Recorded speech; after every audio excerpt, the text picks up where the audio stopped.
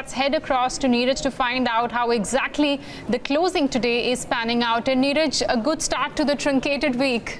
Yeah, a good start to the truncated week, Navneet. Though you could argue that maybe you were slightly off from the highs of the day, but still about 0.75%. You'd probably take that with both hands. If I was told at the start of the trading day this is what the end would be, you'd probably be happy with it. About 1% higher for the Nifty Bank. The mid caps and the small caps have had a really good run. So about 1% and 2/4 or 3/4 for the small cap space, 1.4% for the mid cap space. Not a bad day for the broader end of the spectrum. What's gaining? Well, Tata Steel and all the metal names have done okay. Steel names at least have done really well. SAIL, not a part of the index, but has done well. The private banking space has put its weight on the gaining side. So yes, IndusInd, HDFC Bank, HDFC Limited too would be amongst the top contributors today. So good moves. Therefore, all of these, Kotak Bank too about 1% higher, and Axis Bank contributing. So it private banks all the way today. And you could probably have sensed that at the start of the trading day. Not too much by Reliance, about 1.5%, but contributing on the gaining side. And the cost of what's happening to the PSU banks. SBI is down about 2.5%. Though I must say it's probably a bit of a lone ranger because BOBs ended the day fairly high, about 6 or 7% higher. So SBI is probably a lone ranger out here. So on balance, good day for the PSU banks, and that single-handedly has helped the index clock in this nearly 1% gain. What about the broader markets, though, Navneet? Well, extremely good session for broader markets, Neeraj. And you were talking about the banking counters. We've seen a lot of open interest build up in a couple of stocks. So starting off with Bank of Baroda, that's seen huge amount of build up on the long side. And the stock today almost ended the day at day's high with gains of nearly 8%. The other one was IDBI. That was also quite active in today's session. IDBI finally closing with gains of closer to 8%. And the other one was Indian Bank. And most of them have been moving higher on back of earnings reaction.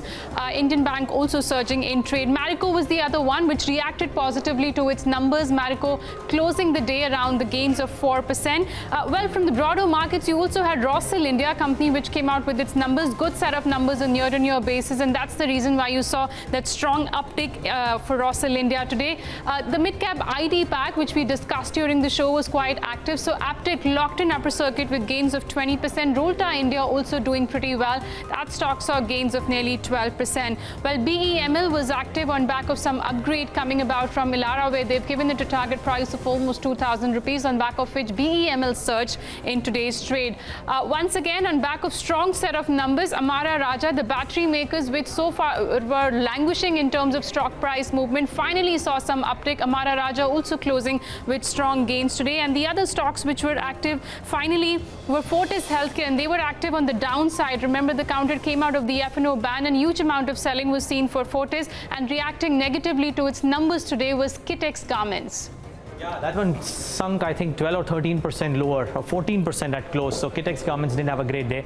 So on balance, not a bad day of trade. We not ending at the day's highs. We've come off a little bit, but still not a bad close. Now, firstly, the volumes very tepid at about 1. Almost akin to what was happening in Friday's session, and I doubt that they would have picked up substantially but for maybe certain mid caps. So the volume picture will come up on your screen, and I guess the cash volumes, okay, maybe par for the course. The NSE F&O a lot lower than what we've been used to off late, so that is one thing. And then the contributors, I think Reliance, HDFC, maybe HDFC Bank.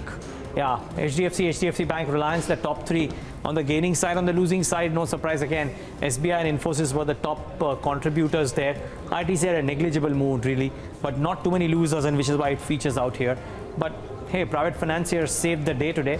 I don't know if the Nifty Bank showed that kind of a jump in open interest, because I remember on Friday's session, the OI for Nifty Bank wasn't exactly showing some long positions, Navneet. No, Neeraj. In fact, for Nifty, we did see some sort of open interest build up, but not for Bank Nifty. Let's see how the final data pans out. But towards the closing, I remember open interest was up nearly 4 to 5%. But these could also be the intraday trades, which usually gets unwound towards the end of the session. Yeah, just the strength in the PSU bank, or the private banks, though, was fairly robust. Let's see if this continues to move ahead. Well, Sumit Bagadia, Nifty Bank.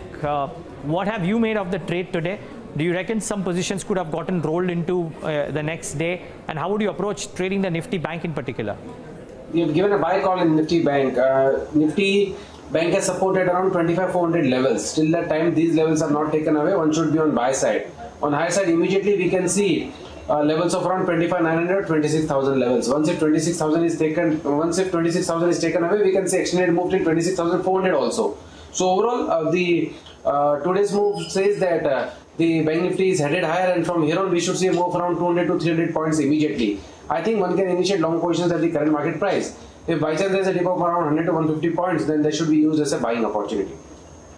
I mean, the strength in global markets is back. We've seen strong gains in European markets. Let's say if the handover from US today and tomorrow will be good, and if we have a gap up opening on Wednesday, how would you approach the index?